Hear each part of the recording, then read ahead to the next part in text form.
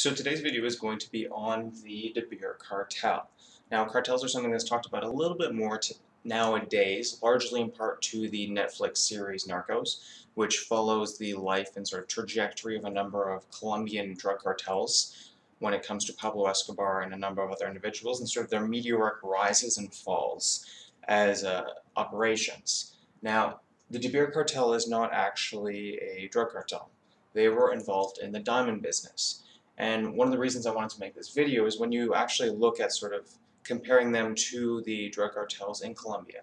The drug cartels were incredibly wealthy. They made a lot of money. As it turns out, cocaine is a very profitable substance, but they made a lot of serious business mistakes that ultimately almost always led to their downfall. And when you compare them to the De Beer cartel, they didn't make as much money. Diamonds aren't as lucrative as drugs are, but where they made business mistakes when it comes to the Colombian cartels and various other drug cartels, the De Beers made all of the right business decisions, and that allowed them to dominate the diamond industry for almost a century. And they really are a fascinating company, and so today's video is just going to be sort of breaking down what made them such a successful company, and how did they dominate the diamond industry for such a long period of time. So the De Beer cartel was founded in 1888, but it really started before that with its founder, Cecile Rhodes. Cecile Rhodes was a businessman who lived in South Africa, and that was more or less where all of the diamonds in the world were coming out of in the 60-ish range. That's where all of the mines were, that's where all the exploration was. And Cecile Rhodes, the founder of the De Beer cartel, got his start actually selling sort of various supplies to the miners. That's how he made his money. But as the sort of diamond exploration started to pick up steam, Cecile Rhodes decided to actually get into the business himself, and he took the money that he had made selling equipment and started buying up small mines, and he started investing, continuously growing his operation and growing in size. And he made fairly sort of good headway in growing his operation. But it wasn't really until 1888 when he actually founded the De Beer cartel when it really took it to the next level. And what happened in 1888 is Cecile Rhodes took all of the mines that he had bought up over that period of time, and he joined partnership with the other largest diamond operator in South Africa. And with the financing of the Rothschilds, they created the De Beer cartel. And at that time, in 1888, they controlled almost all of diamond production in South Africa. And to put that sort of in perspective, that's where almost all the diamonds in the world were coming. So already in 1888, the De Beer cartel had an almost near monopoly on diamond production. And that's sort of an incredible amount of power you have as a company. Whenever you have a control over supply of anything, whatever it might be, you have a tremendous amount of power because you can dictate price, you can dictate who you sell to, when to sell, how much you sell. You dictate everything. You have all of the power. And so the De Beer cartel almost immediately was already a very influential player. They had a tremendous amount of power, and they also negotiated an exclusive deal with the London Diamond Syndicate in that they would only trade diamonds with them. And so not only did they control the exploration, the mining of the diamonds, they also controlled the supply side of the supplying it to consumers, the selling aspect of the diamond trade as well. They controlled every single part of the system. And as you can imagine, they became very successful and very wealthy almost immediately. And in 1896, Cecile Rhodes said, "The only risk is a sudden discovery of new mines." Basically what he's saying there is the only risk to the De Beers operations is competition. They control the market. There is no competition. They have a tremendous amount of power. They can do whatever they want, and that allows them to make a lot of money, to be very wealthy. But if new people arise, if competition comes, that's bad for business. And there were other issues at that time. The De Beer cartel did have to deal with the Boer War. So if you're unfamiliar with the sort of history of South Africa, for a very long period of time it was more or less colonized by the various big players of the time when it comes to England, Germany, France, the Netherlands. They essentially carved the country up and they took whatever pieces they could get their hands on. And the Boer War was essentially a fight between England, and the indigenous people there fighting for their freedom. Eventually, the British did put it down, and the De Beer cartel did heavily fund them because their operations were at risk during this period of time. And there were some other small blips as well, but they more or less weathered the storm. And again, being a mono-supply, controlling all of the supply of the market, allows them to do a lot of things to sort of control everything.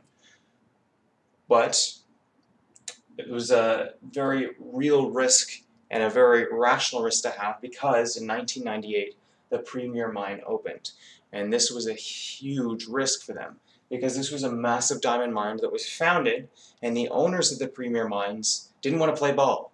They didn't want to join the cartel.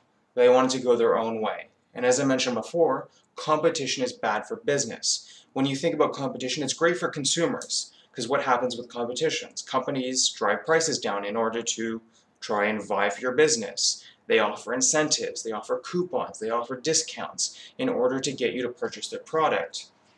When you control the entire market, like the De Beers did for much of their lifetime, you don't have to do any of that. You don't care. You have all the diamonds. People have to rely on you to get the diamonds. They don't care. But when the premier mine opens, it was a huge issue because they didn't want to join into this cartel. They wanted to go on their own. And very quickly, their level of supply equaled the De Beer cartel. And this was a huge issue for them. And it lasted for a number of years because the competition was competitive. Now, the individual the premier mine was selling to was Ernest Oppenheimer. And Ernest, much like Cecile Rhodes, understood that competition is bad for business. The best way to make money is to control the market. And so, at the end of World War I, Ernest actually was the individual that brought the De Beer cartel and the premier mine together. And at this point, what happened was, when they merged, they became, once again, the dominant player in the market, and this time they controlled 90% of the world market of diamonds. And at this point, there are diamond mines in other parts of the world as well, not just South Africa. To put it into perspective, though, you might think 90%, oh, that's most of the market. A monopoly is considered 4 companies owning 25% of a market. A single organization owns 90% of the market. Market domination isn't even a strong enough way to describe how much control the De Beer cartel had. And this control lasted until about the year 2000. And they were able to maintain this control through a number of different things. They would stockpile diamonds and sort of drive supply down to increase prices. If there were any mines or competition that refused to join with them, they would flood the market with diamonds similar to the ones coming from those mines to undercut their prices so they could no longer compete, essentially force them out of business so they had to join. And they did a lot of very sketchy and questionable business practices that would not be permitted today, but during that time they were able to use those to essentially maintain that control until about 2000. And in 2000 they sort of had a number of things that led up to a fall from grace, and they're still around today, but they only represent about 35% of the global diamond market, and I'll get into that into a little bit. But the second thing I really wanted to talk about in this video, and this is why I'm really fascinated with the De Beers, was their marketing plan. And so when you think of a diamond, what sort of is the most iconic use for a diamond in society today? And that's probably the idea of giving a ring to a loved one when you are proposing to marry them. That's almost a cultural part of our society. And you might think this is something that's been passed down generation from generation for a very long period of time. Nope. The De Beers created that. Now, the idea of a ring, that is something that's existed for a very long period of time. That's something that is culturally passed down through a number of different areas. But the idea of adding a diamond to that ring, that was manufactured in 1947 by the De Beers. And this is one of the most brilliant marketing schemes and plans ever. It was so successful. And they started with the slogan, "A diamond is forever." And they've run a number of campaigns since then that sort of have reinforced the idea that you have to give a ring to someone to pledge your love to them. But the thing about it that makes it so brilliant, such a brilliant marketing scheme, is they created a cultural norm. When you think today, It's almost expected when you propose to an individual that you buy them a diamond ring. You kind of have to, or else it's almost taboo not to. And that's how brilliant this marketing plan was. They created a culture where people were obligated to buy their products. They didn't have to market, they didn't have to convince you to sell, they don't have to convince to sell you to their diamonds. Someone else is going to do that for you. The in-laws are going to do that for you because they expect you to buy a ring. And it was such a brilliant marketing plan that was so effective. Because as I've talked about a lot in this video, the supply side of things, when you're able to control supply, you're able to make more money. When you lower supply, the prices go up. You can also do that on the demand side, and they did that perfectly as well. They increased demand. Pre-1947, obviously there were still people that were looking for diamonds. They would use it in jewelry, they would use it in various other things. But in most cases, it was sort of ultra-wealthy individuals. In 1947, the De Beers made the diamond almost a necessity for everybody to get. They made a market for their product which they controlled the entire supply for. It was so brilliant. And something I should probably mention now, with the De Beers, they did a lot of very terrible things when it comes to business practices. They almost certainly took advantage of the colonization in South Africa in acquiring the mines in ways that today would not be legal. And they did a number of things that obviously are not very good. And a good way to put it is I can respect in what they were able to accomplish with their company when it comes to dominating the market and when it comes to marketing, but I wouldn't want to do business with them. So just want to preface that right now. And so their marketing campaigns ran for a very long period of time. And you can actually look at any sort of diamond advertisement today, and it's all founded more or less based on the De Beers model. And truly brilliant.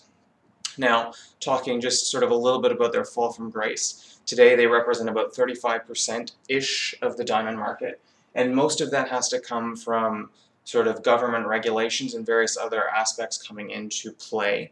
And one of the biggest things actually in 2000, there was a big push to move away from blood diamonds. If you're unfamiliar, blood diamonds is typically a term referred to diamonds that are from conflict areas. You have places in, say, South Africa where a warlord takes over. He more or less enslaves a population and forces them to work in the mines to collect those diamonds and then sells those diamonds. And the De Beers, there was a lot of pressure for people to move away from that, and it forced the De Beers to only sell diamonds from their mines. And that sort of pushed out a huge part of their supply. A second issue with them is there were a number of mines that were found in places like Canada and Australia. And unfortunately for the De Beers, those places have strong competition bureaus. They do not allow you to flood the market with diamonds to push a competitor out.